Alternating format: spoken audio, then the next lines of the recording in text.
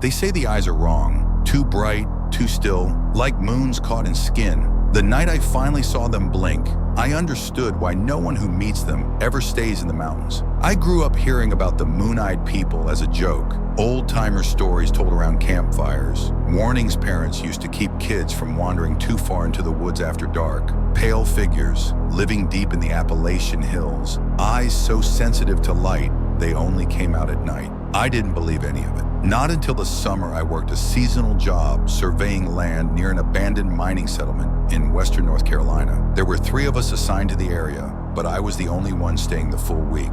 The others commuted from town. I camped near the tree line to save time, a mile from the old stone foundations that marked where the settlement had once been. On my first night, I noticed how quiet it was. Not peaceful quiet, empty quiet. No insects, no owls, just the slow drag of wind through the trees. The second night, I found footprints around my tent. They were barefoot, long, narrow, and too evenly spaced, like someone walking with deliberate care. They circled the campsite once and disappeared into the brush. I assumed it was a prank, locals messing with the outsider. Still, I packed my knife closer and slept lightly. On the third night, I heard singing. It came just after midnight, a low, wordless hum drifting through the trees, rising and falling like breath. I stepped out of my tent with my flashlight, sweeping the beam across the woods. The singing stopped instantly, like it had been cut. In the silence that followed, I felt watched. Not the vague paranoia you get alone in the dark.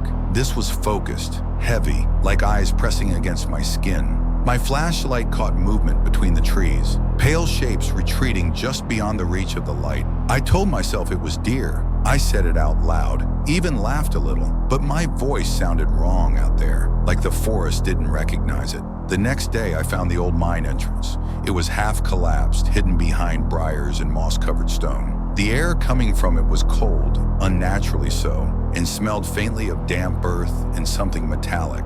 Nailed above the entrance was a wooden sign, gray with age. The letters were barely legible, but I could make them out. No light. That night, the singing came closer. It wasn't just one voice anymore. It was many, layered, overlapping, never quite harmonizing. I stayed in my tent, heart pounding, listening as footsteps padded softly around me. I held my breath, terrified that even the sound of it would give me away. Then the fabric of the tent dimmed. Something blocked the moonlight. I could see the shape of a head inches from the wall, its outline wrong. Too tall, too smooth. Slowly, a hand pressed against the canvas, fingers long and thin, joints bending at odd angles. I don't know what made me do it. Panic, maybe, or instinct. I flicked on my flashlight. The screaming that followed wasn't human. It was high and shrill, filled with pain and rage, and it came from everywhere at once. The shape recoiled, and in the split second before it fled, I saw its face through the tent wall. Pale skin stretched tight, mouth slack, and eyes, huge, milky, reflecting the light like glass. I didn't sleep after that. At dawn, I packed my gear and headed for my truck, but the path I'd taken every day was gone. The woods felt tighter, closing in, and the light seemed wrong, muted, like the sun itself was being swallowed by the trees. I heard footsteps behind me. When I turned, they stood in a line between the trunks. There were 5 of them. Shorter than me, thin to the point of fragility, skin as pale as mushrooms grown underground. They had no hair, no visible pupils, just those glowing, moon-white eyes fixed on me. They didn't move, didn't blink.